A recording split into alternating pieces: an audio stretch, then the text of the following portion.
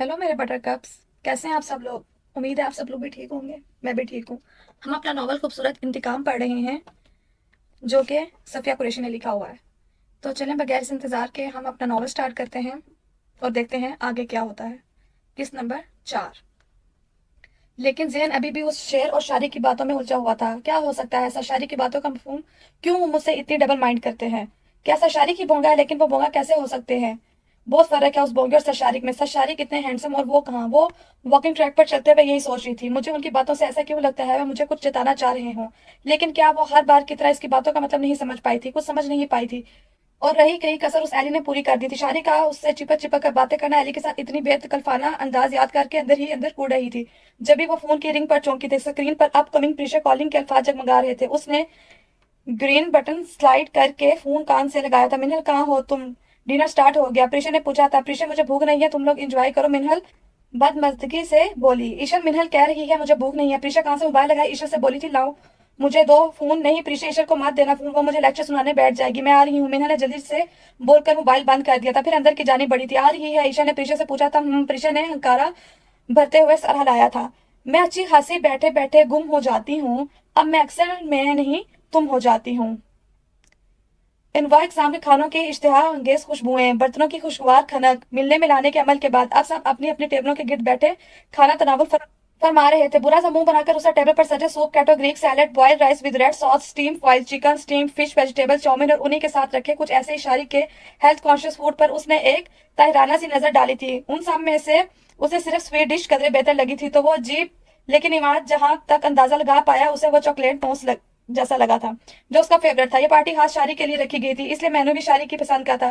कैसे खा लेते हैं ये सब? बारी बारी टेबल पर बैठे सबको खाने में मसरूफ देकर उसने सोचते हुए पानी से भरा ग्लास लबों से लगाया था, क्योंकि बकौल ये मरीजों वाला खाना उससे तो नहीं खाया जाना था, इसलिए सिर्फ उसने पानी ही पिया था। तो कुछ खा क्यों नहीं रहा? फोग में नूडल्स फोल्ड करते इमाद को सिर्फ पानी पीता देखकर शारिक ने इमाद से पूछा था। मैं ये सब खाऊंगा? उसने टेबल की तरफ इशारा किया। खुद ही खाइए घास फूस मरीजों वाला खाना। वो सुलग कर बोला। तुझे ये मरीजों वाला खाना लग रहा है? शारिक बुरा मानकर बोला। और नहीं तो क्या, तू कितना बेमुरवत निकलेगा मैंने सोचा भी नहीं था। तुझे इतना सा भी ये नहीं हुआ कुछ मेरी पसंद का भी रखवा लेता? उसके इस तरह कहने पर शारिक ने उसे हैरत से देखा था। अब बता दे जैसे मैं क्या रखवाता? मैं तेरी पसंद का नेक्स्ट टाइम वही रखवाऊंगा। फिश का पीस प्लेट में मुंतकिल करते शारिक ने संजीदगी से पूछा। जैसे? बस उसके पूछने की देर थी वो हथेली पर चेहरा गिराए खासे पुरख्याल अंदाज में बताने लगा। कलेजी, नली, निहारी, कुन्ना, प्रीशर, मिनहल, ईशर, इन तीनों ने खाने रोक के नापसंदगी से इमाद को देखा था। प्रीशर को तो इमाद की पसंद सुन के ही कुछ हो रहा था। भज्जे के पाए, कटाकट, सज्जी फ्राई, मटन रोस्ट, रान, भेजा फ्राई, वो आगे और बताता इससे पहले हाथ उठाकर प्रीशा उसे टोक चुकी थी। बस बस इमाद चुप हो जाओ वरना मैं तुम्हारा भेजा निकाल दूंगी। प्रीशा ने उसे वार्निंग दी। उसका जी मत लाने लगा था ये सब सुन के। अजम शारिक ने अपनी हंसी जब्त की थी। तुम तीनों ऐसे क्यों मुंह बना रही है? ये सब खाने की ही चीजें। इमाद को अजीब लगा था इन तीनों के इस तरह मुंह बनाना। तो ये सब अपनी पार्टी में रखवाओ। सॉरी, क्योंकि इतना ऑयली स्पाइसी खाना खाकर अच्छे खास इंसान को भी मरीज बन जाना है। फिलहाल ये पार्टी मेरे लिए रखी गई है, इसलिए मेनू भी मेरी पसंद का है। तुझे कोई एतराज है तो मत खा। कंधे उचकाकर शारिक ने उससे बेनियाजी से कहा। फिर शारिक अजम से मुखातिब हुआ। अजम, ये एलिश कहाँ चली गई? मतलाशिनी नजरों से देखते हुए शारिक ने एली की बाबत पूछा था, जो अभी तो यही थी, न जाने अब कहाँ चली गई थे। एलिश के नाम पर फ्राइड राइस भरा चमचे वाला हाथ मिनहल का मुंह की तरफ जाते जाते रुक गया था और उसके हालत तक में करवाहट भूल गई थी। उसने चम्मच वापस प्लेट में रखा था। जो सामने है उसे तो देखना भी गवारा नहीं। शारी को देखते उसने जल कर सोचा, जो उसे मुकम्मल तौर पर इग्नोर कर रहा था। शारी का खुद को इस तरह नजरअंदाज करने उसे अच्छा नहीं लग रहा था। मिनहल को अब गुस्सा आने लगा था। वो आगे किसी से मिलने गई है।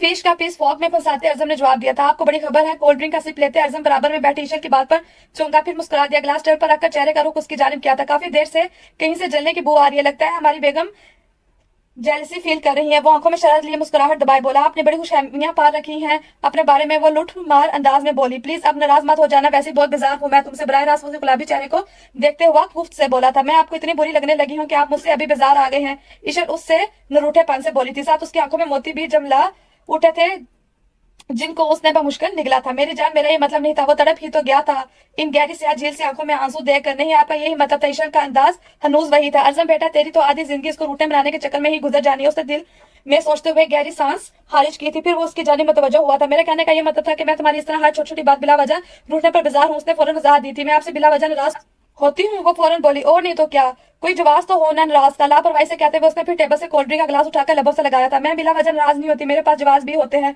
वो तड़क कर बोली। बताओ इस बार क्या जवाब है? हंसते हुए शारी ने नफी में सर हिलाकर अर्जम को देखा था। बेचारा मेरा दोस्त। जवाबन अर्जम ने भी बेबसी के इल्म शाने चुकाकर शारी को देखा था। बोल तो वो दोनों धीमी आवाज में रहे थे, लेकिन उनकी आवाज इतनी जरूर थी कि शारी उनकी नोक झोंक नोक झोंक बखूबी सुन रहा था। मेरा मुंह मत खुलवाए तो ज्यादा अच्छा है। कुछ देर पहले अजम का एली से गले मिलना जेल लाते हुए वो हुनूस उसी अंदाज में बोली थी। अजम ने ना समझ आने वाले अंदाज में उसे हैरत से देखा था। अच्छा बताओ तो सही मुझे, कैसे तुम किस बात पर नाराज हो, ताकि मैं अपनी गलती का दावा कर सकूं। रहने दे आप, वो हाथ जला बोली।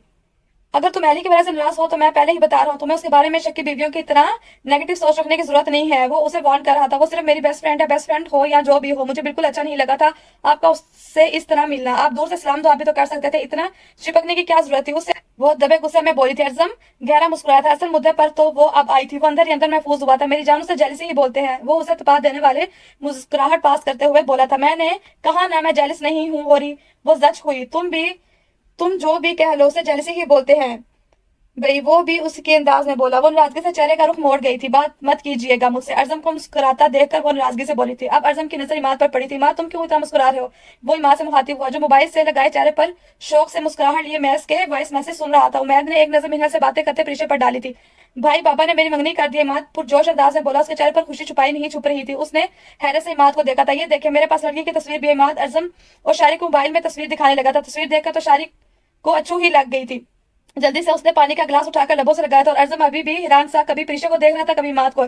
इमाद कौन है वो लड़की, हमें भी दिखाओ। तो ईशल इश्तियाक ज्यादा सी इस्तफसार कर रही है। ये देखे भाभी इमाद ने उसकी तरफ मोबाइल बढ़ाया था। ईशा ने तस्वीर देखने के बाद स्क्रीन से नजर रे हटाकर बेयकीनी से इमाद को देखा था। इमाद आंखों ही आंखों में मुस्कुराया था। बताएं भाभी कैसे लगी मेरी पसंद? इमाद ने पूछा।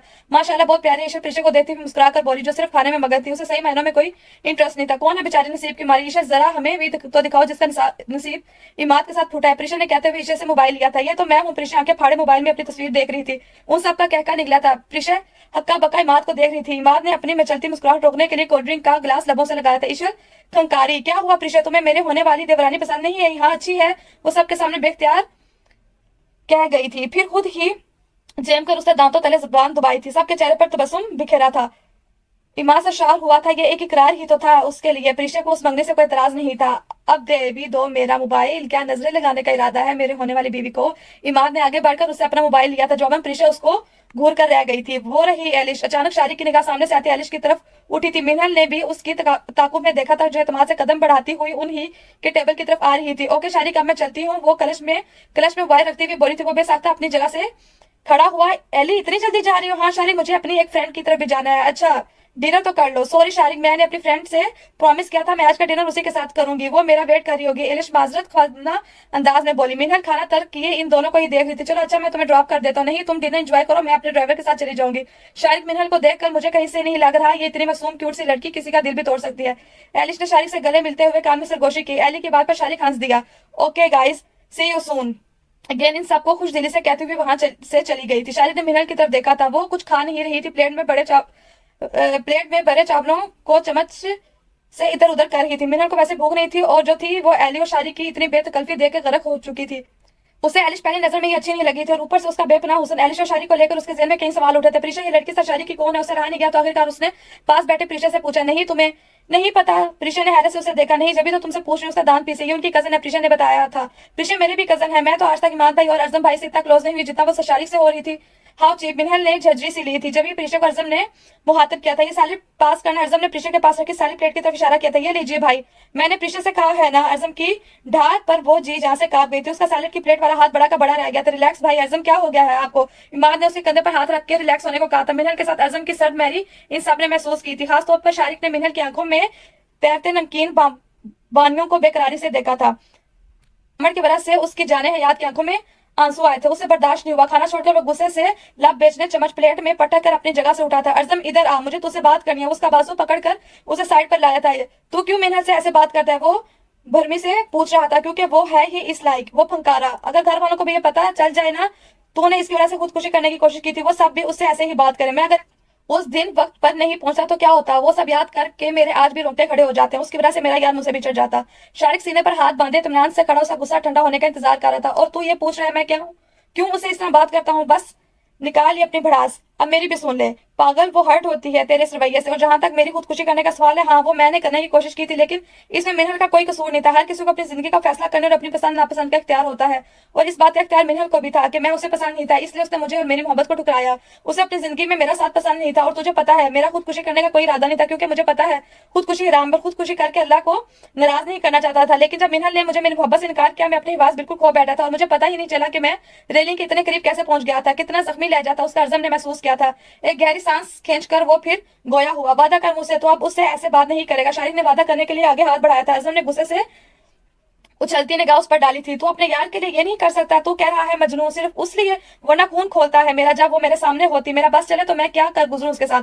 सोचियो भी मत, जान से मार दूंगा तुझे। अबे चल जा, आया बड़ा जान से मारने वाला। हाथ चलाकर अर्जम लापरवाही से बोला, शारिक भाई मुझे आपको एक बात बतानी है। अकब से ईशल के आवाज पर हंसते हुए वो दोनों चौंक कर पलटे थे। ईशल अर्जम को इग्नोर करके शारिक से मुखातिब थी। अर्जम उसकी नाराजगी देखकर गहरा मुस्कुराया था। क्या है, आप हंस क्यों रहे हैं? मैंने कोई लतीफा सुनाया है? ईशा ने अर्जम की हंसी देखकर घूर कर पूछा था। शारिक ने अपनी हंसी जब्त की थी। मैं तो ऐसे हंस रहा, जाएं जाकर अपना इलाज करवाएं, क्योंकि ऐसे तो पागल हंसते हैं। वो लुट मार अंदाज में बोली, तुम दोनों, मैं इमाद त्रिशे का सर कहाँ से आ गया है जो लड़े हो? शारिक ने उनको लड़ता देकर हैरत से पूछा। और ईशा शायद तुम कुछ बताने आई थी मुझे। शारिक ने ईशा को इनके पास आने का मकसद याद करवाया था। जी भाई, मैं इन फजूल लोगों की वजह से भूल गई थी। उसका इशारा अर्जम की तरफ था। अर्जम ने हैरत से अपनी बीवी को देखा था, जो उसे फजूल का लकब दे रही थी। असल में शारिक उन्हें बताना इतना कुछ नहीं है, ये मोहतरमा हमारी बताए बातें सुनने के बहाने से यहाँ आई हैं। अर्जम ने भी फौरन अपनी बात का बदला उतारा था। शारिक ने हंसते हुए अर्जम को घूरा था। क्यों, आपके पास मुल्क के राज छुपे हुए हैं जो मैं उन्हें सुनने आऊंगी? ईशा ने भी सुलग कर जवाब दिया था। भाई हम बात करने आगे चलते हैं, क्योंकि ये फजूल लोग जो है ना हमें बात नहीं करने देंगे। ईशा अर्जम को इग्नोर करते हुए शारिक से बोली थी, तुम सही कह रही हो। हंसते हुए शारिक ने भी उसकी बात की तायीद की थी, और दोनों आगे बढ़ गए थे। बेवफा इंसान, देख लूंगा तुझे मैं, उसने उनके पीछे से हाँक लगाई थी। वो सब अब घर की वापसी के लिए ड्राइवे पर खड़े थे। इमाद ये लो, अर्जम ने उसकी तरफ गाड़ी की चाबी उछाली थी। इमाद चाबी खींच कर गाड़ी की तरफ बढ़ा। नहीं, प्रीशा की चीख पर डालकर इन चारों और गाड़ी का लॉक खोलते इमाद ने पलट कर ना समझी से उसे देखा था। वो सब के इस तरह देखने पर हड़बड़ा सी गई थी। वो अर्जम भाई, इमाद ड्राइविंग नहीं करेगा, हमें ना मरने का शौक है ना ही बहरा होने का। उसने अपने चीखने का जल्दी से मुद्दा बयान किया था। प्रीशा सही कह रही हो, मेरा भी कोई मूड नहीं है उसका सिंधी रैप म्यूजिक सुनने का। उसे अच्छा मैं खुद ही ड्राइव कर लूंगा। अर्जम ने कहते हुए माद के हाथ से चाबी वापस ली थी। एक से एक नमूने हैं ये, शारिक ने सोचते हुए नखुवत से नफी में सर झटका था। चुड़ैल, आदत डाल लो मेरे साथ गाड़ी में बैठने की, क्योंकि मुस्तकबिल शरीफ में तुम्हारा ड्राइवर बनने वाला हूँ। इमाद उस तरफ हल्का झुकते हुए दिल रुबाई से बोला था। गाड़ी में बैठ भी जाओ, क्या सारी रात यहीं खड़े रहने का इरादा है तुम दोनों का? गाड़ी में बैठे अर्जम ने माद प्रिशे को वहीं खड़े देखकर कहा था। ईशल और मिनहत पहले ही बैठ चुकी थी। अर्जम भाई रुकिए, मुझे शारिक के साथ सेल्फी लेनी है। उनकी पर्सनैलिटी बिल्कुल मेरे नावल के हीरो से मिलती है। प्रीशा की बात पर शारिक जोर से हंसा था। Shariq please take a selfie. Preesha ने इजाजत लेते हुए उनके सामने कैमरा किया था। प्रीशा, तुमने कभी मुझे भी अपने नावलों के हीरो में नहीं मिलाया। ईमान ने नाराजगी से शिकवा किया था। हीरो तो दूर की बात, तुम्हें तो मैं अपने नॉवल के मुलाजमों में भी ना मिलाऊं। सेल्फी क्लिक करते हुए उसने माद की बात का तड़क कर जवाब दिया था। उसकी बात पर जहां शारिक हंसा था, वहीं माद ने उसे कड़े तेवरों से देखा था, लेकिन बोला कुछ नहीं था। मीना ने गाड़ी की साइड विंडो से बाहर देखा था, जहां ये तीनों खड़े किसी बात पर हंस रहे थे। ये सबसे तो बिल्कुल सही बात करते हैं, सिर्फ उनकी जुबान मेरे लिए कड़वी है। बदतमीज रूट हिटलर। उसने एक नजर उन पर डालकर दोबारा हटा ली थी। चलिए मोहतरमा, अगर आपका फोटोशूट कंप्लीट हो गया हो तो गाड़ी में भी बैठ जाइए। इमाद प्रीशा से बोला था, जिसकी शारिक के साथ सेल्फी सी खत्म नहीं हो रही थी। सर, अब मैं ये पिक स्टेटस पर अपलोड करूंगी। सेल्फी लेने के बाद प्रीशा खुशी से बोली थी। पहले वो हमें जिस नजर से नजरअंदाज करते थे, अब वही नजरें हम पर से हटाए नहीं हटती। इमाद, शारिक सही कहता है, तुम कोई बड़े ही कमीने इंसान हो। नहीं, बल्कि मैं तो कहता हूँ तुम उनके भी सरदार हो। शॉवर लेकर ब्लैक ट्राउजर पर व्हाइट टी शर्ट में ड्रेसिंग मिरर के सामने अपने गिलों बालों में ब्रश करते हुए वो आईने में इसके नजर आते अक्स को देखते हुए कह रहा था, जो बेड पर ऊंधा लेटे मोबाइल टेढ़ा किए बड़े इन हमाक से कोई गेम खेलने में मसरूफ था। अर्जुन के इतने साफ गोई अंदाज से कहने पर मोबाइल स्क्रीन पर हरकत करती उंगलियां रुककर उसने नजर उठाकर उसे देखा था, लेकिन चौंका जरूर था।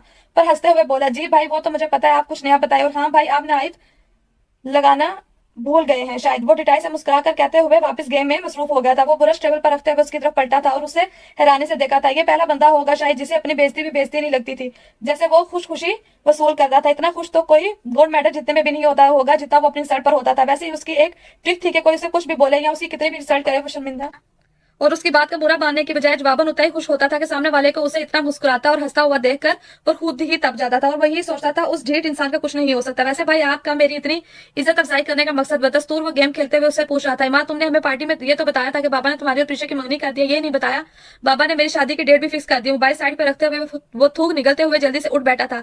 इमाद बैठा तो काम हो गया। अच्छा भाई, बाबा ने आपकी डेट फिक्स कर दी? उसने जान बनते हुए पूछा था कि वहां पे हाथ टिकाए वो उसे कड़े तेवरों से घूर रहा था। सच्ची भाई मुझे नहीं पता था, मैं खुद आपसे अभी सुन रहा हूँ। मुझे पता होता तो मैं आपको बताता नहीं क्या आपको। वो उससे नजरें चुराए बोला था। इमाद झूठ मत बोलो, मुझे अभी महेश भाई ने बताया कि उन्होंने इमाद को व्हाट्सएप पर मंगनी किया है, वॉइस मैसेज करने के साथ मेरी शादी की डेट फिक्स होने का भी मैसेज किया था तुम्हें, और मैं वही पूछ रहा हूँ तुमने क्यों नहीं बताया। उसका अंदाज हनूज वही था। इमाद दिल ही दिल में खुद को कोस रहा था, और सच बात तो ये थी उसने जब उमैस के वो वाले मैसेज ओपन ही नहीं किए थे, और करता भी क्यों, क्योंकि उसे शुरू में मसूल अमेज की वॉइस मैसेजेस में प्रीशा के साथ अपनी मंगनी की खबर जो मिल गई थी, और वैसे ही उसकी खुशी का ठिकाना न रहा था। भाई आप नाराज तो ऐसे हो रहे हैं जैसे आपकी बारात काल है, 15 दिन बाद है, आराम से चिल करें। वो वैसे भी आपको मैस भाई से पता चल तो गया है ना? वो मुझे पता चल गया है, लेकिन मैं ये पूछ रहा हूँ कि तुमने क्यों नहीं बताया। उसकी सजा तो तुम्हें जरूर मिलेगी। भाई कैसे उसने डरते डरते पूछा था। वो चेहरे पे मुस्कुराहट लिए बोला, उमैस भाई से बोलूंगा कल की सारी मीटिंग तुमसे अटेंड कराए। नहीं भाई, ये गजब ना करना, बस आपके कहने की देर होगी और वो रवायती सासों की तरह मुझ पर जुल्म ढाना शुरू कर देंगे। अजम को उसकी रोनी सूरत देखकर हंसी आई थी। 2 स्टेप फलांग कर वो जल्दी जल्दी सीढ़ियों से उतर रहा था। उसका इरादा ईशल के पास जाने का था, क्योंकि वो जानता था ईशल अभी अभी उससे बेमतलब बात पर यकीनन नाराज होगी। जब उसे लाउंज में उठते शोर की आवाज सुनाई दी थी, यहाँ उस वक्त कौन है? रात के इस पैर पूरा शहर पैलेस तरीके में डूबा हुआ था। सिर्फ लाउंज की लाइट्स ऑन देखकर उसने अचंभे से लाउंज में छिड़ांग कर देखा था, जहां वो दोनों बैठी डी में कुछ देख रही थी। वो वहीं चला आया था। मिनल, प्रीशा तुम तो यहाँ बैठी कौन सा रात जगह मना रही हो? सुबह यूनिवर्सिटी नहीं जाना क्या? गोद में कुशन रखे पीछे को टेल गए वो जो नीम अंदाज में बैठी थी। अचानक अर्जम को वहां आता देखकर वो सहम कर सीधी हो बैठी थी, क्योंकि उसे अर्जम से कोई बई नहीं थी, कहीं वो उसे देखकर फिर से चीजें चलाने लग ना जाए। वो जो उसके सामने होती थी वो यही करता था, लेकिन उसने अभी नोट किया वो भले पूरी तरह से मुखातिब न था, मगर अर्जम ने उसका नाम लिया वो भी नरमी से। उसे एक अनहोनी सी खुशी हुई, और ना ही वो उस पर चलाया था। अजम ने एक छुटती निगाह उस पर डालकर दोबारा हटा ली थी। वो शादी की वजह से खुद को जब्त किए हुए था। आखिर उसने उससे वादा जो किया था, अर्जुन भाई जिस टाइमिंग में ये सीरियल आता है ना, तब हमें पार्टी में जाना था, इसलिए जब उसे देख नहीं पाए थे वो रात में उस टाइमिंग में रिपीट टेलीकास्ट होता है, हम दोनों वही देख रहे थे। प्रीशा पाप कौन का बाउल उसकी तरफ बढ़ाते हुए बता रही थी। एक तो प्रीशा और उसके सीरियल उसे नफे में साथ झटका था। प्रीशा तुम मुझे मुख्तसर नहीं बता सकती थी? इतनी लंबी तफसील में जाने की क्या जरूरत थी? वो झंझलाया था। अर्जम ने 2-3 पॉपकॉर्न बाउल में से उठा लिए थे। अर्जम भाई मुख्तसर तो मुझे बोलना आता ही नहीं है, प्रीशा डिटाई से हंसते हुए बोली। वो मैं जानता हूँ इमाद की तरह जो हूँ। अर्जम ने पॉपकॉर्न खाते हुए एलईडी की स्क्रीन पर नजरें मरकूज किए कहा था। इमाद के नाम पर उसके चेहरे पर गुलाल बिखेरा था। ये एहसास उसके लिए नया जो था। अच्छा मुझे ये बताओ तुम्हारी बहन साहिबा कहाँ है? जिस मिशन के लिए वो निकला था वो तो भूल ही गया था। अचानक याद आने पर उसने प्रीशा से पूछा। मैंने उसे कमरे में भी देखा, वहां भी नहीं है, और ना ही टेरेस पर है। भाई वो किचन में है, अपने लिए चाय बना रही है। प्रीशा ने कहा। अर्जुन को हैरत सी हुई। रात के 12 बज रही है, सुबह के नहीं जो वो अभी उसे नाश्ता बना रही है। वो हंसते हुए तमस्खाना अंदाज में बोला। भाई उसका रोज का मामूल है, जब तक वो सोने से पहले चाय ना पिए उसे नींद नहीं आती। चाय पीने से कैसे नींद आती है? मेरे ख्याल से तो वो नींद उड़ाने के लिए भी पी जाती है, फ्रेश होने के लिए। अर्जम ने हैरत से कहा था। प्रीशा ने हंसते हुए कंधे झुकाए थे। वैसे भाई आप उसे ढूंढ क्यों रहे हैं? कहीं वो फिर से आपसे नाराज तो नहीं होगी? प्रीशा शरारत से पूछ रही थी। जी आपकी बहन साहिबा फिर से नाराज है हमसे? वो बगैर किसी वजह के बस उन्हें मनाने के लिए ढूंढ रहा था। ना मनाने पर भी शामत मेरी आनी है, डबल नाराज हो जाना है उन्हें मुझसे। वो बेचारगी से बोला। जी भाई जाइए, बेस्ट ऑफ लक, मेरी दुआएं आपके साथ है, वो जल्द मान जाएंगी। प्रीशा के कहने पर वो हंसता हुआ। तुम दोनों भी जल्दी से ये सीरियल देखो और जाओ सोने, सुबह उन्हें भी जाना है। वो संजीदगी से कहते हुए किचन की तरफ बढ़ा था। उन दोनों ने भी चट से सादत बंदी से सार हिलाया था, जैसे दोनों ने उसके कहने पर फौरन अमल करना है। 2 घंटे से पहले इन दोनों ने यहाँ से उठना नहीं था।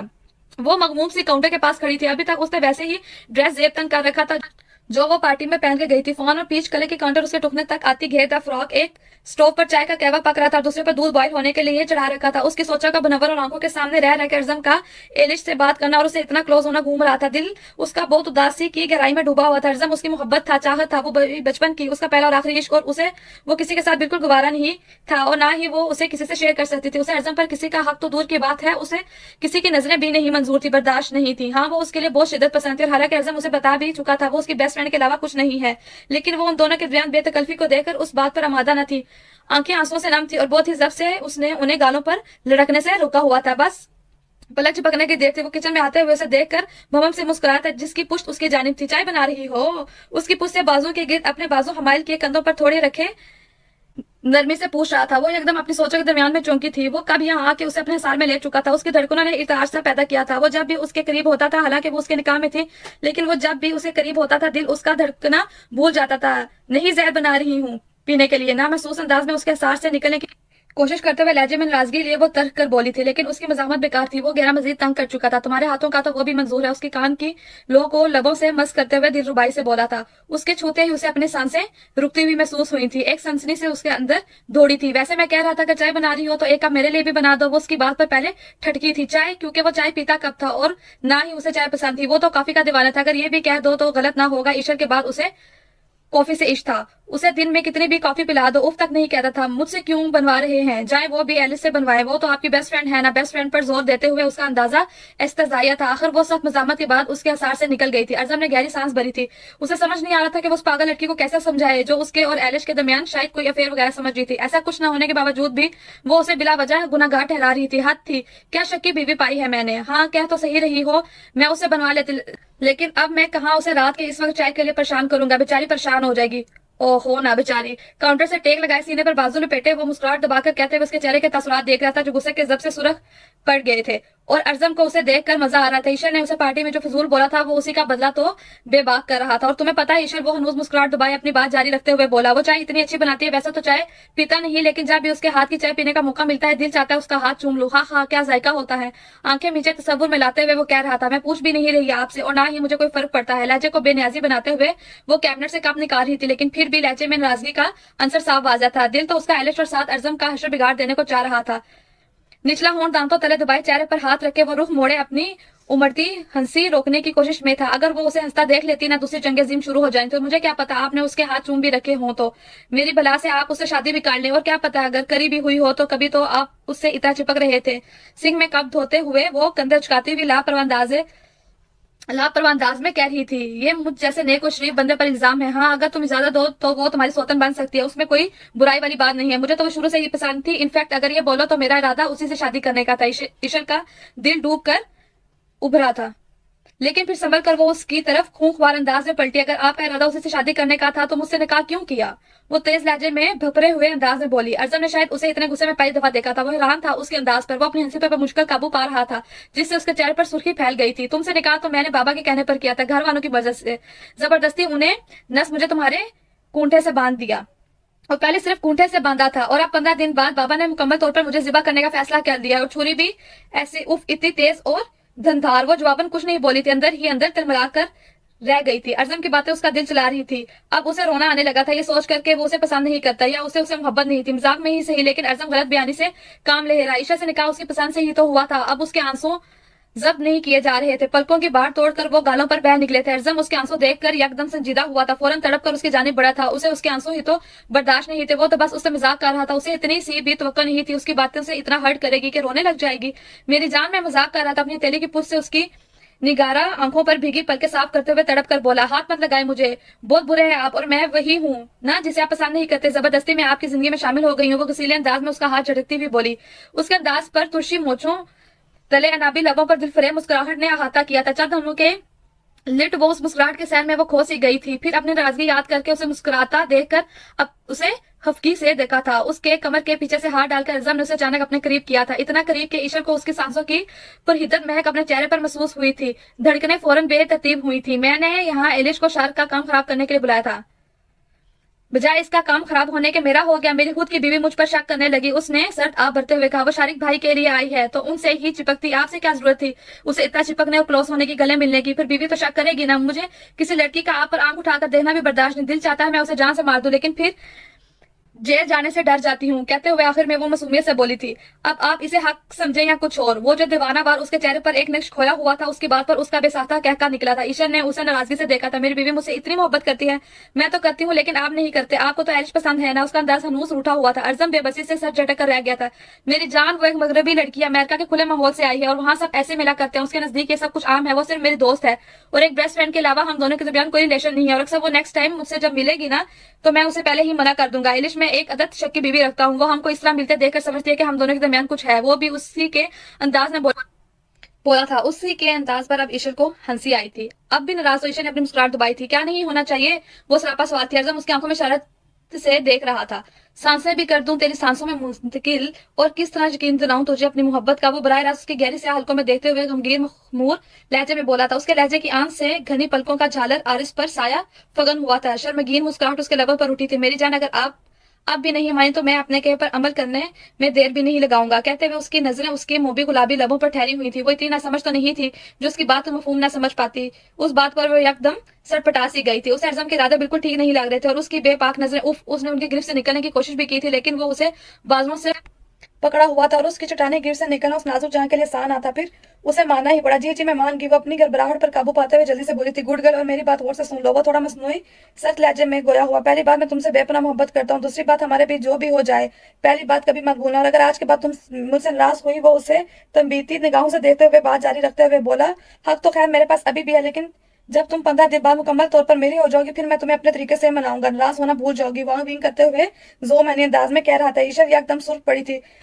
उसे घूरी से नवाजते हुए जल्दी से उसके सीने में छुप गई थी। मेरी जान, अब मैंने ऐसा वैसा तो कुछ नहीं किया जो तुम इतना शर्मा रही हो, और मैंने अभी सिर्फ अपना इरादा बताया है। हाँ हाँ, ईशा ने उसके सीने पर मुक्का रसीद किया। अर्जम बहुत बदतमीज है आप। अर्जम ने उसके गिर्द बाजू माइल करके अपनी बाहों में पींचना था। अर्जम आपको पता है नाराजगी बहुत कीमती चीज है, उसके लिए भी किसी रिश्ते की जरूरत होती है, और ये अपनों के अलावा किसी पर लुटाई नहीं जाती। वो उसके कंधे से सर टिकाई शर्ट के बटनों से छेड़छाड़ करती हुई कह रही थी। अर्जम उसके बालों में उंगलियां चलाते हुए उसकी बात पर गहरा मुस्कुराया था, और मनाता भी वो है जिसे आपकी जरा सी भी नाराजगी बर्दाश्त ना हो, जैसे मैं। कच्ची नींद से उठकर वो मुश्किल आंखें खोले हादी के लिए फिडे बनाने किचन में आई थी। इन दोनों को एक दूसरे में गुम देकर राबिया को सही महीनों में अपना सर पीटने का दिल चाहता, जिन्हें इस पास की कोई खबर नहीं थी। जिन्हें वो मुश्किल आंखें खोले हादी के लिए फीडर बनाने किचन में आई थी। इन दोनों को एक दूसरे में गुम देखकर राबिया को सही मायनों में अपना साथ पीटने का दिल चाहा था, जिन्हें आसपास की कोई खबर नहीं थी। उसने जल्दी से आगे बढ़कर दूध का चूल्हा बंद किया था, जो बॉयल होकर जोश पर जोश मारकर गिरता हुआ काउंटर से होकर फर्श पर आ रहा था, और चाय का वो पक पक कर खुश्क हो चुका था। सॉस पैन में से धुएं उठ रहे थे। तुम दोनों को तो बस मौका मिलना चाहिए, जहां जरा सी तन्हाई मुयसर हो वहीं शुरू हो जाते, और कुछ तो शर्म और साथ सबर कर लो। 15 दिन रह गए हैं शादी में, लेकिन ही अभी भी तुम दोनों का रोमांस होकर नहीं रहा। राबिया ने कड़े और सख्त अंदाज में दोनों को सुनाई थी। राबिया के आवाज पर दोनों ही हड़बड़ाकर होश में आए थे और एक दूसरे से पीछे हटे थे। भाभी आप, वो अभी बुखलाहट पर काबू पाते हुए जेब पिटाते हुए मुश्किल बोल पाई थी। वो भी जल्दी से फ्रिज से पानी की बोतल निकालने लगा था। ईशा तो ये भी भूल गई थी वो किचन में कर क्या रही थी, कौन सी चाय कैसे चाय, कुछ नहीं पता इसे। मैं तो हादी के लिए फ्लीडर बनाने आई थी, लेकिन तुम दोनों बताओ रात के इस वक्त यहाँ क्या कर रहे हो। भाभी मैं तो चाय बनाने सॉस पैन को देखते हुए उसके सदमे से आधे अल्फाज मुंह में ही रह गए थे, जिस में से अभी भी धुएं उठ रहे थे। वो अर्जुन को घूरते हुए चाय की बजाय सबर के घूंट भर रही थी। ईशा सोने जाओ, सुबह यूं भी जाना है। लेकिन भाभी ये सब साफ तो करने दे। इसने फर्श पर गिरे दूध की तरफ इशारा करते हुए कहा था। तुम जाओ, मैं कर लूंगी। जवाबन सर हिलाती हुई अर्जुन पर एक नजर डालती हुई, जिस वजह से उसकी चाय भी जल गई थी और चाय पिए बना उसे शायद ही नींद आनी थी, वो किचन से निकल गई थी। और अर्जुन तुम क्या कर रहे थे, उनके कान मोड़ते हुए उससे पूछा था। आह भाभी कान तो छोड़े, दर्द हो रहा है, वो चिल्लाया था। राबिया ने उसका कान छोड़ दिया। मैं आपकी देवरानी को मना रहा था जो बात बात पर नाराज हो जाती है, वो काम मसलते हुए बेचारगी से बोला था। भाभी आपने गलत टाइम पर एंट्री देकर सारे के सारे रोमांस का बेड़ा गर्क कर दिया। मुस्नुई नाराजगी से बोला, बहुत बेशरम हो तुम। अर्जुन राबिया ने उसे घूरा था। जवाबन वो डिटाई से मुस्कुराया था।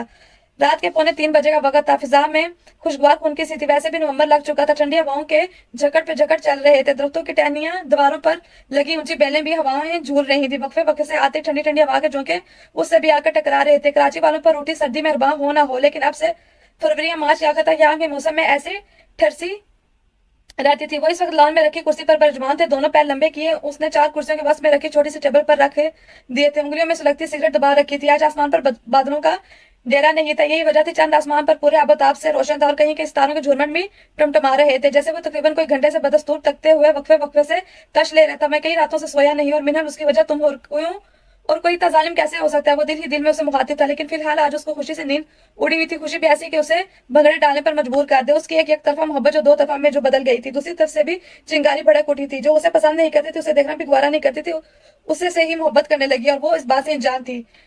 तुझे भी हो गई मोहब्बत मुझसे, अब क्या करोगे। तेरा भी दिल कर गया बगावत, अब क्या करोगे। पहले तो हमें देखना भी गवारा नहीं था, हमसे ही हो गई चाहत, अब क्या करोगे। जिसके होने या ना होने से तुझे कोई फर्क नहीं था, अब वही बन गया आदत, अब क्या करोगे। कितना हंसता था तू मुझे दीवाने की हालत पर, तेरी भी हो गई वैसी हालत, अब क्या करोगे। ये पुरसकून नींदें, ये खुशगवार दिन से तो भी वाह, अब क्या करोगे। तो जिसे समझता था आम सा इंसान, वही बन गया तेरी जरूरत, अब क्या करोगे। तुझे भी हो गई मोहब्बत मुझसे, अब क्या करोगे। आखिरकार वो अपने मकसद में कामयाब हो गया था, और ये उसी की मोहब्बत का इत्तेकास था जो मीना को उसकी मोहब्बत में मुब्तला कर गई थी, और उसे खबर भी नहीं थी कि वो गिरफ्तार भी उसकी मोहब्बत में हुई है, जिसे उसने 5 साल पहले ठुकराया था। लेकिन उसने सोच लिया था जितना वो खुद उसके लिए तड़पा था, खैर उतना तो नहीं, लेकिन इतनी जल्दी वो खुद को उसे हासिल नहीं करने देगा, क्योंकि मोहब्बत में हर किसी को एक बार जरूर मरना पड़ता है, और वो उस अजियत से उसे भी गुजरवाना चाहता था, ताकि उसे भी तो पता चले मोहब्बत में मरना कैसा होता है, जब भी तो उसका खूबसूरत इंतकाम पूरा होगा।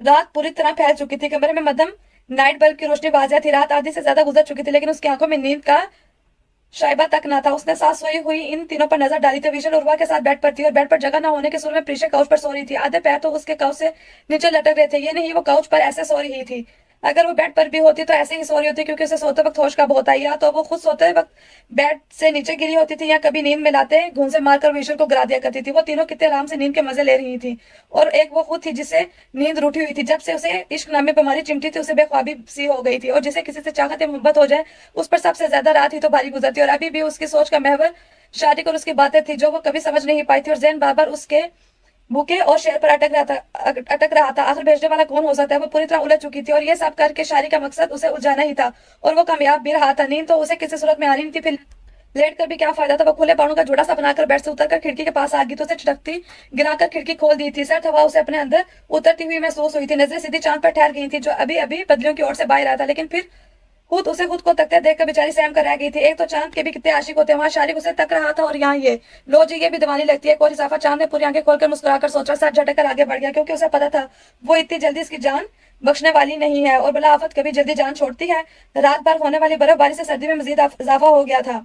बर्फबारी थम गई थी, मगर 400 बर्फीली सर्द हवाओं का बसेरा था। सूरज की रूह पहले किरणों से निखर निखर कर ओझल कर रही थी। हर तरफ सफेदी ही सफेदी थी। देखने वालों को ऐसा लगता जा रहा था कि खोल की सड़क पर जैसे बहुत सारी रुई बिछा दी गई हो। दरख्त भी सफेद लिबादा ओढ़े बैठे थे। फूलों की पत्तियों पर शबनम की शक्ल में ओस की बूंदों के कतरे ठटक कर बर्फ की सूरत इख्तियार किए थे। घरों की छतों पर बर्फ के तोदे यूं जमे थे जैसे इनका पिघलने का कोई इरादा ना हो। अगर बर्फ पिघलने का सोचती भी थी तो फिर से बर्फबारी शुरू हो जाया करती थी, और आजकल बर्फबारी की बहुत जोर था। वैसे ये ठंड, ये मौसम और बर्फबारी तो यहाँ का मिजाज था। 12 महीने ऐसे ही रहते थे, और बर्लिन में रहने वालों की जिंदगी इस बर्फीली राहों में भी रवां दवा रहती थी। और सुबह होने के बावजूद भी अभी तक उसी कमरे में रात ने कब्जा किया हुआ था। ग्लास वॉल पर ब्लाइंडर्स के ऊपर पड़े दबजेर पर्दों ने ग्लास से टकराती रोशनी को अंदर आने से रोका हुआ था। आतिशदान में अलाव धक रहे थे। अंधेरे धूप में उठते शोले की चिंगारियों की रोशनी साफ वाज़ेह थी, मगर इस खून को जमा देने वाली ठंड को रोकने के लिए आतिशदान की गरमाइश भी नाकाम साबित हो रही थी। वो कल रात ही तो आया था, लेकिन मिजाल है रात को जल्दी सोने के बजाय वो रात जगा किए बगैर सोया हो।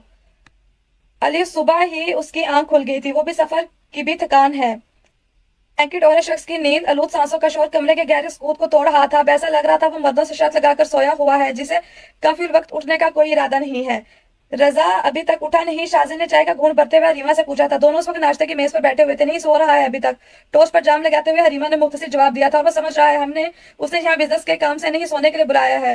हवा के घोड़े पर सवार तो वो आया है, रात को चला भी जाएगा। जिस काम के लिए वो आया है आपने उसे यहाँ बुलाया है वो कब करेगा। मैं अभी जाकर उसे उठाती हूँ। हरीमा ने अपनी जगह से खड़े होते हुए कहा। हरीमा सोने दो उसे, थक गया होगा। थक गया होगा ऐसे बोल रहे हैं आप, वो पाकिस्तान से बिल्डन पैदल आया हो। हरीमा के इस तरह कहने पर शाजिन ने अपनी हंसी जब्त की थी। हरीमा मशहूर बिजनेस टाइकून की लिस्ट की फहरिस्त में सबसे पहले नाम रजा मुर्तजा का आता है। अगर सिर्फ J&A इंडस्ट्री के ऑनर को अपनी शक्ल भी दिखा देगा ना, तो ये डबल डील पक्की हो जाएगी और हम करोड़ों के लॉस से बच जाएंगे। शाजिल ने कहा। मशहूर बिजनेस टाइकून सो के उठे गए तो वो कुछ करेंगे ना, 12 तो वैसे ही बच गए हैं। मैं उसे उठाने जा रही हूँ, आज मुझे उसकी क्लास भी लेनी है। यार मुझे समझ नहीं आता कैंटीन वाले अंकल इतने बजायका समोसे कैसे बनाते हैं। हाथ में आध खाए समोसे को देखते हुए वो आप भरकर बोली। उसने चेहरे के सामने खुली किताब का कोना मरोड़ कर उससे हैरत से देखा। तवा जायका होने पर 4 खा गई, और जायकेदार होने पर पता नहीं क्या तादाद होगी। उनकी नजर बदस्तूर मोबाइल पर इंस्टा यूज करते हुए उसने इस्ताजी अंदाज में कहा था।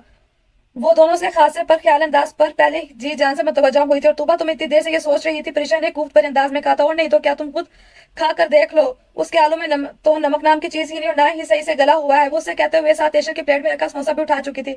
ईशर इस वक्त किताब खुले मुताले में गुम थी, इसलिए वो उसे प्लेट में से समोसा उठाते नहीं देख पाई थी, वरना वो उसके हलक से अपना समोसा निकलवा लेती। मिनहल आधे घंटे से नोट्स कॉपी करवाने गई हुई अभी तक नहीं आई। फोटो स्टेट शॉप पर रश भी तो कितना है, शायद यही वजह हो। प्रिशा के कहने पर तूबा बोली। हाँ, नोट से याद आया। उसे अचानक कुछ याद आया था। वो बचा हुआ समोसा खाते हुए ईशा से मुखाते हुए, ईशा तुम मुझे एक बात बताओ, क्या किताब टेबल पर रखते हुए उसकी तरफ मुतवज्जा हुई, तुमने उस दिन किस जाहिल के बच्चे के हाथ मेरे नोट भिजवाए थे। तूबा जुबान संभाल कर, कोई मात था प्रिशा, कोई मात के लिए ऐसा कहना नागवार गुजरा था। मैं पागल हूँ जमात भाई को ऐसा बोलूंगी, और मैं उन्हें जानती हूँ। वो कोई और था। उसने फौरन बात की तस्दीक की थी। इत्तेफाक से वो मम्मा के फ्रेंड का बेटा भी निकले था। ही बदतमीज इंसान तो पता है वो मुझे तूबा वजदान खान को हतनी कह रहा था। उसकी जरूरत तो देखो। वो तैश के इल्म में बोली। प्रिशा और ईशल एक दूसरे को समझे वाले अंदाज में देखा था। बिल्कुल सही कह रहा था वो, तुम खा खा कर वही बनती जा रही। ईशा ने अपनी हंसी जब्त करते हुए बोला था। तूबा ने तेवरियां चढ़ाकर उसे घूरा था। और तुम किसकी बात कर रही हो। मैंने नोट्स इमाद के हाथ ही भेजे थे। ईशा ने उलझकर पूछा। फिलहाल मुझे उसका नाम तो याद नहीं आ रहा, मैं तुम्हें उसका नक्शा बता सकती हूँ। तूबा तुम उससे इतने गौर से देखा था कि तुम्हें उसका नकूश भी याद हो गया। प्रिशा ने उसे तो हुक्म आते हुए शरारे से कहा था। तूबा ने उसे घूरा था। उसकी आंखें अंदर को धंसी थी, लंबा सा मुंह था। वो पुरसोच अंदाज में बताने लगी थी। ईशर प्रिशे तजस्सुस से उसकी तो मुतवज्जा तो उसके लंबे कान सूखे करेले जैसे थे, और उसकी नाक पुचका टमाटर जैसे सुरख और चिपटी थी। जैसा उसने उसका नक्शा खींचा था, उन्हें वो इंसान कम सब्जी रेडी ज्यादा लग रही थी। दोनों ने ही मुंह बनाया तो हाँ, उसे हमारे पश्तो जुबान भी समझ आ रही थी। ईशा ये पागल कहीं अरेज भाई की तो बात नहीं कर रही। प्रीशा ने पश्तो जुबान से अंदाजा लगाते हुए कहा, हाँ, उसका नाम अरेज ही था। मुठियां भींच कर वो तलमा कर बोली, तोबा है तोबा, तुमने हमारे इतने डैशिंग खूबसूरत से रेस भाई को पूरी सब्जी की दुकान ही बना डाला। इतने प्यारे तो हैं वो। प्रीशा बुरा मानकर बोली, हाँ तुबा, वो रेस भाई होंगे, वो भी तुम्हारी तरह पठान है और वो एक डॉक्टर है। ईशा के कहने पर उसने मुंह बनाया, मुझे तो वो जानवरों का डॉक्टर लग रहा था, जाहिल ना हो तो। उसने दिल में सोचा था, तुम्हें पता है तुबा गरीबों का भी इलाज करते हैं, वो भी मुफ्त में। उन्हें मदर टेरेसा बनने का शौक है। मुझसे को कोल्ड ड्रिंक का सिप लेती हुई वो मुंह ही मुंह में बड़बड़ाई, और वो बहुत जल्द अपना हॉस्पिटल भी खोलेंगे। शक्ल तो कहीं से नहीं लग रही थी अपना हॉस्पिटल खोलने की। उसका अंदाज हनूज वही था, और उनका गुस्सा, उफ मत पूछो। मैं तो वो बहुत है तो वो बहुत स्पीड लेके जब उन्हें गुस्सा आता है ना, किसी को नहीं देते गुस्से के, बहुत तेज है वो। तुम मुझे क्यों उसके बारे में इतना सब कुछ बता रही हो? वो झिलाकर बोली थी। वो अभी यूनिवर्सिटी से आई थी। जब सुमेरा उसके कमरे में चली आई थी, मम्मा आप कुछ काम था तो मुझे बुला लिया होता। वो साइड टेबल के ड्रॉर में झुकी कुछ ढूंढ रही थी। आहट पर चौंक कर उसने सर उठाकर उन्हें देखा था। मीरा, मुझे तुमसे बात करनी है। उन्होंने उसे बेड पर बैठने का इशारा करते हुए कहा था। मम्मा कोई सीरियस बात है? उसने उनके चेहरे के असर संजीदा तस्वीर देकर पूछा था। बात सीरियस ही, अगर तुम उसे सीरियस लो तो। वो खुफगी से कहते हुए उसके पास बैठ गई थी। मम्मा मैं आपको पहले ही बता रही हूँ, अगर आप वही जर्मनी वाले लड़के या फिर कोई प्रपोजल के बारे में बात करने आई हैं तो मेरा जवाब आज भी वही है जो हर दफा होता है, मैं किसी से भी शादी नहीं करना चाहती। वो दो टोक लहजे में बोली, और मैं वही पूछ रही हूँ, तुम शादी क्यों नहीं करना चाहती? क्या क्या जिंदगी बाप के घर पड़े रहने का इरादा है तुम्हारा? ईश्वर की भी चंद दिन बाद शादी होने वाली है, प्रीशा की भी मंगनी हो चुकी है। वो दोनों भी तो तुम्हारी हम उम्र ही है। नाना चाहते हुए भी उनका अंदाज में गुस्सा था। मैं हमेशा आपके और बाबा के साथ रहना चाहती हूँ। मम्मा क्या शादी करना जरूरी है? उसकी आंखों के गोशे लगे थे। मासूमियत सी किए गए सवाल पर उन्हें अपने बेटे पर गुस्से के साथ प्यार भी आया था। उन्होंने तड़प कर उसे अपने सीने से लगाया था। आंसू तो उनकी आंख में भी छलक पड़े थे। हर माँ बाप की बेटी को ब्याना होता है, और ये आसान थोड़ी होता है। उनको पाल पोस कर बड़ा करना, अपनी जान से लगा कर रखना, उनकी हार मीनारें पूरी करना, लाड़ उठाना, फिर उन्हें पराये हाथों में देना। मीनार पर बच्ची बेटी तो होती ही पराई है, उसे एक ना एक दिन पिया देश जाना ही होता है। अब के वो थोड़ा नरम लहजे में बोली थी, मम्मा मैं आप और बाबा के लिए इतनी गैर अहम हूँ या बोझ बन गई हूँ जो आप दोनों को मुझे खुद से दूर करने की जल्दी पड़ी हुई है? वो भीगी आवाज में बोली। उन्हें समझ नहीं आ रहा था वो उसकी कम उम्री को कैसे समझाए जो बात का मतलब कहाँ से कहाँ ले जा रही थी। भला तुम क्यों हम पर बोझ बनोगी? तुम हमारी जान का टुकड़ा हो। खुद से अलग करनी होती है। उसकी पेशानी चुप कर मुस्कुराती हुई बोली, लेकिन अगले लम्हे वो फिर उसे अपनी पहले वाली टोन में आ गई थी। मीना तुम मुझे इस बार इमोशनल ब्लैकमेल नहीं कर सकती। वो यही तो करती थी। जब भी सुमेरा ने उससे किसी प्रपोजल के बारे में बात की, वो उन्हें इसी तरह उन्हें इमोशनल ब्लैकमेल करती थी। वो फौरन टॉपिक चेंज कर दिया करती थी, लेकिन उन्होंने भी ठान ली थी आज वो उसे किसी भी प्रपोजल के लिए मना कर रहेंगी। मीना तुम उस रिश्ते के लिए हाँ बोल दो। लड़का खुश शक्कर पढ़ा लिखा और इतना शरीफ, और आजकल के दौर में ऐसे रिश्ते ढूंढने से भी नहीं मिलते। तुम्हारे बाबा के दोस्त अपने बेटे के लिए इतना चाह से तुम्हारा रिश्ता मांग रहे हैं। फैमिली भी अच्छी है, और सबसे बड़ी बात तुम्हारे बाबा के बहुत करीबी दोस्त है, पहले से जान पहचान भी। और हमारे इन लोगों से तुम्हारे बाबा का तो पक्का इरादा है, बस तुम्हारी हाँ के उन्हें लड़का भी पसंद है, और मुझे लगता है तुम्हारी रजामंदी के बगैर ही उन्हें हाँ में जवाब दे देंगे। तकरीबन 2 दिन हो गए हैं उन्हें सवाल डाले हुए। वो हमारे जवाब के मुंतजिर है। मैं सुहेब से बात करूंगी, उन्हें हाँ कर दे। इस बात से उसे अपनी सांसें रुकती महसूस हुई थी, आंसू में रवानी आई थी। और तुम्हारा क्या है? अपने पागलपन में अपने बाप की दोस्ती खराब करवाओगी। वो इतनी हिम्मत भी नहीं रखती थी कि स्मैरा को अपना हाल दिल बता दे, जिसके वजह से वो इनकारी थी, और ना ही वो शारी को इजहार मोहब्बत करने का हौसला रखती थी। उसे अपनी तो इन्हें मोहब्बत का डर था, कहीं वो उसकी मोहब्बत ना ठुकरा दे। अब करती तो क्या करती? किसी की मोहब्बत को ठुकराना तो उसके लिए आसान था, और जब अपने पर बात आए तो कैसे तो इन्हें मोहब्बत का डर जल्दी से जाग उठा था। मैं बाबा की दोस्ती के लिए खुद को इस तरह कुर्बान नहीं कर सकती। उनकी दोस्ती खराब होती है तो हो, मुझे नहीं परवाह। बेदर्दी से अपने आंसू को पोंछती हुई उसने कहा, मिनल शादी करने को कौन कह रहा है? फिलहाल मंगनी का लो, मुझे मंगनी भी नहीं करनी। वो गिरफ्तारी से बेड से उतर कर कमरे से निकल गई थी। सुमेरा को समझ नहीं आ रहा था कि वो उस जिद्दी लड़की का क्या करे जिसने उनको परेशान कर रखा था। वो सब थाम कर रह गई थी। दरवाजा धकेल कर रीमा उसके कमरे में दाखिल हुई थी। नजरें सीधे अजीब से अंदाज में सोए हुए रजा पर जा पड़ी थी। कमरे के वक्त में रखे जहाजी साइज बेड पर ऊंधा तकिए में मुंह दिए शर्ट लिए एड़ा तिरछा नींद में धुत जैसे वो कोई जंग फतह करके आया और अब दुनिया माफिया से बेखबर नींद की वादियों में गर्क था। इतनी सर्दी में वो शर्ट लेस सो रहा था। रीमा को उस पर हैरत के साथ गुस्सा भी आया था। बायां बाजू नीचे लटका हुआ था, जबकि ब्लैंकेट तो था ही जमीन पर, वो सिर्फ एक कोना उसके नीचे दबा हुआ था। तो भाई लड़का इतना बड़ा हो गया मगर उसे सोना अभी तक नहीं आया। उस पर से नजर हटाकर अब उसने कमरे को तफसीली जायजा लिया। रात में तब्दील करके कपड़े उल्टे सीधे सोफे की बैग पर पड़े रोने का फरोज फरमा रहे हैं। एक जूता वाशरूम के दरवाजे पर था तो दूसरा बेड के नीचे उल्टा पड़ा था। कलीन पर इस्तेमाल शुदा गिला टॉवल गोला बना पड़ा था। साथ नमाज फजर के पढ़ने के बाद जायनमाज उठाने की जहमत नहीं की थी। वो रात से वही वैसे ही बेची थी। जगह जगह आध फूंकी सिगरेट भी एस्ट्रे की बजाय कलीन पर पड़ी नजर आ रही थी। लड़का शादी के बाद अपनी बीवी को कितना परेशान करेगा बेचारी, मुझे तो सोच कर ही उस पर अभी से तरस आ रहा है। वो कमरे की नागैर हालत को देखकर वो नफी में सर हिला के मुतासिफ ज्यादा सी खुद से बोली थी, काश इमाद पहले मुझे मेरे नॉवल के हीरो शाहजेन खानजादा की तरह प्रपोज करता जैसा उसने अपनी हीरोइन मलिया को किया था। समंदर के किनारे गहली रेत पर घुटनों के बल बैठ कर शाहजेन ने उसे रिंग पहनाई थी। छत पर नजर टिकाए वो खोए हुए अंदाज में आ भर कर बोली। काउच पर नीम दराज मोबाइल यूज करती मीना ने नापसंदगी से बेड पर लेटी परीक्षा को देखा, जिसे नॉवल पढ़ते पढ़ते अचानक ये ख्याल कहाँ से आ गया था। लेकिन नहीं, वो द खराट बैठी उस लंगूर को तो कुछ पता ही नहीं है हम लड़कियों की क्या फीलिंग्स होती हैं। बस डायरेक्ट बड़े बाबा से जाकर बोल दिया और उन्होंने हमारी मंगनी कर दी है। कोई तरीका हुआ भला अगर वो मुझे पसंद करता था उसे पहले मुझे प्रपोज करना चाहिए था। वो बेड पर खड़ी हुई हवा में हाथ लहराए एहतजाजन बोली। उसके ड्रामे ही नहीं खत्म होते, नफूस से सर झटक कर वो वापस अपने मोबाइल की तरफ मुतवज्जा हो चुकी थी। प्रीशा ये बातें सिर्फ नॉवल और सीरियल में ही अच्छी लगती है, क्योंकि हकीकत में ऐसा कुछ नहीं होता। तुम ख्यालों की दुनिया से बाहर आ जाओ और ये पकड़ो कर ईशल ने उसे पेन और पेपर पकड़ाया था। उसका क्या करना है? पेन पेपर हाथ में लिए उसने ना समझे से सवाल किया। हमें थोड़ी देर में शॉपिंग पर निकलना है और जो हमें चाहिए उसमें लिख दो ताकि हमें याद रहे और ज्यादा वक्त ना लगे चीजें लेने में। वो साइड टेबल के ड्रॉर में से मोबाइल चार्जर निकालते हुए बोली थी। और हाँ मिनल, कुछ याद आने पर वो मिनल की तरफ पलटी। मिनल, सुमेरा फूफा ने कहा था टेलर से उर्वा की शर्ट लेनी है, इतने दिन से सिलने गई हुई है, अब तक तो सिल गई होगी। तुम टेलर का कार्ड याद से रख लेना। ईशल चार्जर पिन मोबाइल में लगाते हुए बोली थी। ये लो ईशल, देख लो जो हमें लेना है मैंने इस पर लिख दिया है। प्रीशा ने उसके हाथ में लिस्ट थमाई। ईशल, ये मेरा सूट है और इसमें मेरा नाम भी मौजूद है, इसे टेलर को दे देना। कमरे में दाखिल होती है राबिया ने ईशल को अपने सूट वाली शॉपर थमाई। क्यों भाभी, आप नहीं चलेंगी हमारे साथ? शॉपर लेते हुए ईशल ने पूछा। हादी को कल रात से फीवर, उसकी वजह से बहुत रोना लगाया हुआ है, इसलिए मैंने जाने का इरादा कैंसिल कर दिया। वो चिड़चिड़ा भी बहुत हो रहा है और ना ही मम्मा के पास जा रहा है, वरना मैं उसको छोड़कर चली जाती। राबिया बोली। हम भाभी, अगर आपको और कुछ चाहिए तो बता दें। ड्रेसिंग के सामने खड़ी बालों को ब्रश करती प्रीशा ने उससे पूछा। नहीं फिलहाल बस यही काम है। प्रीशा को जवाब देते हुए राबिया की नजर मिनहल पर पड़ी थी, जो काउच के बैग से साथ टिकाई कानों में हैंडफ्री लगाए आंखें मूंदे हुए थी। शायद वो कुछ सॉन्ग सुन रही थी। राबिया ने ईशा से इशारे से पूछा था कि इसे क्या हुआ। ईशा ने मुस्कुराते हुए कंधे झुकाए थे। राबिया उसके पास काउच पर ही बैठ गई थी। अपने पास किसी के बैठने के साहस से उसने फट से आंखें खोली थी। भाभी, आप कब आई? कानों से हैंड फ्री निकालते हुए वो उठ बैठी थी। मीना, कौन सा रोग लगा है लिया है? मैं काफी दिन से नोट कर रही हूँ, तुम हमारे साथ होके भी नहीं होती, अपने ही किसी ख्यालों में खोई सी रहती हो। राबिया की बात पर एकदम बौखला कर उसने ईशल प्रीशा की तरफ देखा था। वो दोनों ने ही हंसी जब्त करने के चक्कर में चेहरा नीचे कर लिया था। भाभी, ऐसी कोई बात नहीं है और आपको ऐसा क्यों लगा? उसने चेहरे पर जबरी मुस्कुराहट सजाए राबिया से पूछा था। मुझे ऐसा इसलिए लगा क्योंकि इन अलामतों के सिरे अमूमन एक ही मर्ज से जाकर मिलते हैं, और वो मर्ज पता है तुम्हें कौन सा है? राबिया के चेहरे पर शरीर मुस्कुराहट थी। वो उसको देखते हुए मायना खेजी से पूछने लगी थी। वो समझ गई थी वो किस मर्ज की बात कर रही है। फिर उसने नफी में सर हिलाया। राबिया, हंस दी। अलामतों के सिरे जाकर इश्क नामी बीमारी से मिलते हो और आज का तुम भी पक्की आशिक नजर आती हो। राबिया ने उसे छेड़ा था। भाभी, ऐसी कोई बात नहीं और आप गलत समझ रही हैं। राबिया के कहने पर उसने जेम बनाते हुए जल्दी से वजाहत दी। मैं सही कह रही हूँ ना? ईशल, प्रीशा, राबिया ने इन दोनों से बिताई चाहिए। मीना ने उन दोनों की तरफ देखते हुए आंखों ही आंखों में इशारा किया था कि नहीं में जवाब देना, जो राबिया ने देख लिया था। जी भाभी, ऐसी कोई बात नहीं, असल में नेक्स्ट मंथ हमारे सेमेस्टर है ना, और शायद पढ़ पढ़कर इसकी हालत ऐसी हो गई है, आप जैसा समझ रही है वैसा कुछ नहीं है। ईशल ने फौरन बात की तस्दीक की थी। चलो मैं तुम्हारी बात तो मान लेती हूँ, वैसे चक्कर कुछ और ही है, मैं उड़ती चिड़िया के भी पर गिन लेती हूँ। भाभी, ऐसा कुछ नहीं है। मिनहल जच हुई थी। अच्छा फिर बताओ, फूफा बता रही थी तुम्हारा रिश्ता आया है, लड़का भी अच्छा था, जर्मनी से पढ़कर आया था, इतने अच्छे रिश्तों को इनकार करने की वजह? राबिया ने संजीदगी से पूछा। वो भाभी, वो एकदम हड़बड़ा सी गई। उसने ईशा प्रीशा की तरफ देखा था कि क्या जवाब दो। राबिया पक्का इरादा कर चुकी थी उससे किसी न किसी तरह सब उगलवाने को। भाभी, आपको क्या, आप क्या बात लेकर बैठ गई? हम शॉपिंग पर जाने के लिए लेट हो रहे हैं, आप बाद में इस टॉपिक पर तफसील से बात कर लीजिएगा। प्रीशा मिनल के चेहरे के रंग उड़ते हुए देखकर राबिया से बोली। चलो ठीक है, तुम लोग अभी जाओ मिनल, हम बाद में इस टॉपिक पर बात करेंगे। राबिया ने मुस्कुरा कर कहते हुए उसके गाल पर प्यार किया। मिनल जेम कर अपनी जगह पहलू बदल कर रह गई थी। शुक्र है ईशा प्रीशा तुमने बचा लिया, वरना भाभी ने कोई कसर नहीं छोड़ी थी। राबिया के जाने के बाद उसने सुख के सांस ली।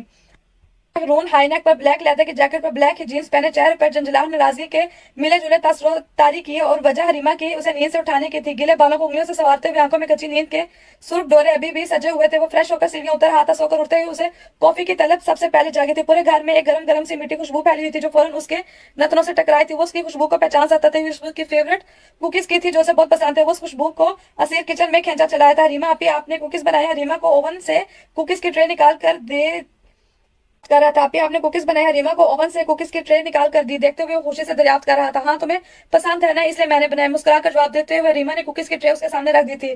थैंक्स आपी, वैसे मैं आपसे इनकी फरमाइश करने ही वाला था। और आपी, व्हाट अ टेस्ट! कुकीज का पीस झूमते हुए आंखें नीचे वो मुंह में घुलते कुकीज का जायका महसूस करते हुए बोल रहा था।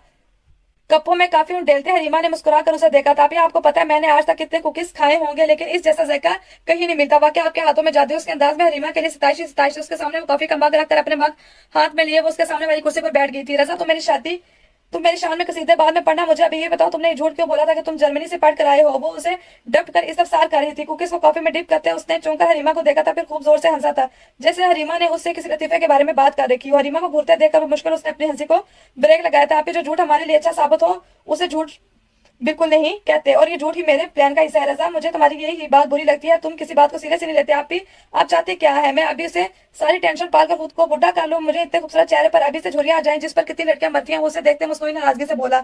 रजा, मजाक हुई, मैं तुमसे मजाक नहीं कर रही। रीमा ने बुलंद लहजे में कहा था। तो मुझे ये बताओ, अगर तुम इस मासूम के साथ कौन सा खेल खेलना चाह रहे हो? है ना, मासूम साहब को वही मासूम लगती है, मैं तो जैसे बदमाश गुंडा हूं ना। हरकतें तुम्हारी उन्हीं जैसी हैं। रीमा के घूर कर कहने पर रजा ने मुंह बनाया था। आप ही, मैं उसके साथ कोई खेल नहीं खेल रहा, मोहब्बत है, वो मेरी, इश्क करता हूँ मैं उससे, और उसके साथ मैं कुछ गलत करने का सोच भी नहीं सकता। और बात के किनारे पर उंगलियां फेरते हुए वो बुरा मानकर बोला। गर्म भाप उसकी उंगलियों को छू रही थी। एक तो उस बेचारी जान के कितने आशिक है, पहले वो शारी थी और अब तुम। हरीमा ने उसकी बात काट कर इस्तेज़ाई अंदाज में कहा। आप ही, वो शारी को पसंद कब करती है बकौल वो उसको बोंगा जो है। हाँ हाँ कहते हुए उसने आखिर में कहकर लगाते हुए काफी का घूंट भरा था, और उसी बिना पर उसने उसकी मोहब्बत को ठुकराया भी था। ये बात मैं भी जानती हूँ, मिनहल को उसके साथ ऐसा नहीं करना चाहिए था। बेचारा कितना हर्ट हुआ होगा। रीमा ने अफसोस से कहा। वो रीमा को दूसरा टॉपिक देकर लबों पर मुस्कुराहट दबाया इत्मीनान से कॉफी का घूंट भर रहा था, लेकिन वो फिर उसी टॉपिक पर आ गई थी जो उसने महारत से चेंज किया था। रजा अपनी शिनाख्त छुपाकर झूठ बोलकर उसके लिए प्रपोजल भेजना खेल नहीं तो क्या है, बताओ मुझे, वो सख्त लहजे में बोली। रजा ने गहरी सांस भरी थी, क्योंकि रीमा उससे आज बचने के मूड में बिल्कुल नहीं लग रही थी। आप ही, आप चाह रही है मैं ये कुकीज और कॉफी एंजॉय ना करूं? वो नाराजगी से बोला। रीमा को अपना सर पीटने का दिल चाहा, वो उससे क्या बात कर रही है, और उसे कॉफी और कुकीज की पड़ी थी। रजा, तुम पीटोगे मुझसे? अच्छा आप ही, सॉरी, आप नाराज मत हो, ये माफिया तराफियां बचा कर रखो, बाद में काम आएंगी। फिलहाल मुझे ये बताओ, तुम ऐसा क्यों चाह रही हो? मीनल का निकाह तुमसे हो और उसे पता ही नहीं चले उसका निकाह किससे हुआ। वो आपके थोड़ा नरमी से इस्तफसार कर रही थी। जी आप ही, मैं यही चाह रहा हूँ, लेकिन इन सब के लिए मैंने डैड को तो मना लिया है और वो मान भी गया, लेकिन मॉम नहीं मानी, और मैं चाहता हूँ आप उन्हें मनाए। वो आपकी बात जरूर मानेगी। नहीं रजा, मैं तुम्हारे इस बेहुदा प्लान का हिस्सा बनना नहीं चाहती, हरीमा ने दो टोक लहजे में कहा। आप ही प्लीज नहीं रजा, आप ही प्लीज ना, वो मल्तजी हुआ। अपिया प्लीज नहीं रजा, जिद मत करो। वो उसे डिप्ट कर बोली। आप ही मेरी बहन है, आप मेरी बहन ही नहीं, अगर मेरी बहन होती ना तो मुझे कभी इनकार नहीं करती। आपको अपने भाई से प्यार ही नहीं, चाहे आप मुझसे बात मत कीजिएगा। मैं यहाँ इसलिए नहीं आया था, शायद आप ही हैं जो मेरी बात समझ सके, लेकिन नहीं, मैं गलत था। वो नाराजगी से चेहरे का रुख फेरते हुए कह रहा था। रीमा को समझ ही नहीं आ रहा था वो उसे कम अक्ल का क्या करे, उसे कैसे समझाए। उसे उसकी नाराजगी भी तो गवारा नहीं थी, वो सिर्फ भाइयों से ज्यादा अजीज था जो अजीज था। ठीक है, मैं उन्हें मना लूंगी, सच्ची आप ही, मुझे पता था, मुझे कभी इनकार ही नहीं कर सकती। वो एकदम जोश में उठा। जैसे तुम मेरे भाइयों की तरह हो, उसी तरह मिनहल भी मुझे बहनों की तरह अजीज है। अगर वो इस सब से इतनी सी हर्ट हुई ना रजा, तो मैं तुमसे कभी बात नहीं करूंगी। वो उसे तंबीह कर रही थी। नहीं आप ही, ऐसा कुछ नहीं होगा, प्रॉमिस। मैंने भी यकीन दहाने के साथ कहा, और जो हर्ट उसने मुझे किया है उसका क्या उसने दिल में सोचा था। रजा, तुम्हारे कहने पर उन्होंने तुम्हारा प्रपोजल भेज दिया, और वो भी ये कहकर तुम जर्मनी से एक अच्छी यूनिवर्सिटी से डिग्री लेकर आए हो। आप ही वैसे झूठ भी तो सच साबित हो। अब वो उसकी बात काट कर बोला। कैसे? हरीमा ने सवाल लिया, आईब्रो उचकाए। मैं अभी जर्मनी के शहर बर्लिन में ही तो हूँ। हाँ, लेकिन तुम यहाँ बिजनेस के सिलसिले में आए हो, वो भी शाजिल की हेल्प के लिए ना, कि तुमने यहाँ आके एक दिन में डिग्री हासिल की है। वो उसे घूर कर बोली। तुम्हारी एजुकेशन कितनी हाई फाई है वो मुझे पता है। आप ही, मैं इस कम्प्लीमेंट समझूं या इंसल्ट, दोनों ही समझ लो। हरीमा के कंधे अचका कर बेनियाज से कहने पर वो भी खुद भी हंसा। आप ही, आप इससे पहले क्या कह रही थी? कि कुकीज का पीस मुंह में रखते हुए उसने हरीमा को उसकी अधूरी छोटी हुई बात याद दिलाई थी। हाँ, मैं ये कह रही थी। वो फिर से अपनी बात जारी रखते हुए बोली। ये बाजू, ये बंगल को तो पता है कि प्रपोजल भेजने वाला कौन है। मिनल की तरह सुमेरा फुप्पो भी नहीं जानती कि तुम कौन हो। आप ही जुहेब अंकल को बाबा ने सब बता दिया था। शायद आपकी सुमेरा फुप्पो को भी पता चल गया होगा।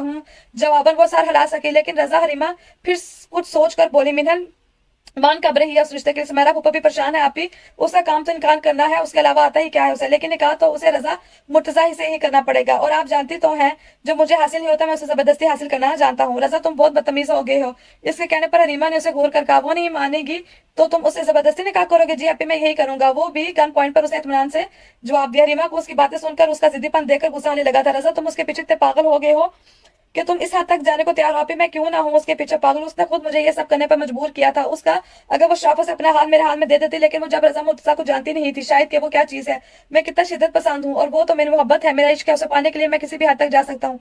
ये जानते हुए भी कि वो अपने साथ शारी को पसंद करने लगी, उन्हें चाहने लगी। रीमा के कहने पर वो इस्ताज़ाया मुस्कुराया था। आप ही, यकीनन आपको ये बात भी ईशा ने बताई होगी। हाँ, उसी ने बताई थी। वो जो घूम रही है आजकल, रीमा ने हंसते हुए कहा था। और आप ही, आपको ये भी पता है वो बकौल मिनहल के वो बोंगा इशारे के जिसकी मोहब्बत में उसने 5 साल पहले उसको ठुकराया था, और आज उसे उसी से मोहब्बत हो गया, उसी को चाहने लगी। अजीब है ना? आप ही, आप फिक्र मत करें, मेरे पास उसका भी हाल है। मैं उसे शारी कहमत से बदगुमान कर दूंगा, फिर वो रजा मुर्तजा के पास ही आएगी। हरीमा को समझ नहीं आ रहा था आखिर उसके ज़हन में चल क्या रहा है। मुझे भी बताओ क्या करोगे तुम ऐसा? उसे शारी से बदगुमान कैसे करोगे? आप ही, अगर मैंने आपको बता दिया ना, वो सब सुनकर आपने मुझे जूते लगाने, इसलिए मैं रहने ही देता हूँ। वो हंसकर कहते हुए अपनी जगह से खड़ा हो गया। कहाँ जा रहा हो? हरीमा ने उसे खड़ा देकर पूछा। मैं पहले करीबी टाउन अपने दोस्त से मिले जाऊंगा, फिर क्लब, वहां मेरे फेवरेट सिंगर का कंसर्ट है। और हाँ अभी, मैं जल्द ही आपको अपना वलीमा खिलाऊंगा। किचन से जाते जाते रुक कर वो पलट कर उसे मुस्कुराहट दबाए आंखों में शरारत लिए बोला था, जिसको उसकी बातों से दिमाग से की चूल्हे हिलती हुई महसूस हो रही थी। रजा, जा रहे हो या नहीं बताओ तुम्हें? वो उसे घूर कर बोली थी। वस्ता हुआ किचन से निकल गया था।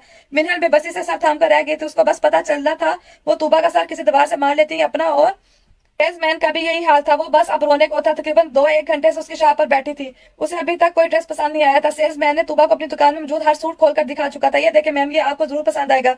सेल्समैन ने अच्छी और मैरून कॉम्बिनेशन की नगीनों और दबके के काम वाली भारी कामदार फ्रॉक उनके सामने फैलाई थी, जिसमें लगे स्टोन लाइटिंग से झलमला रहे थे।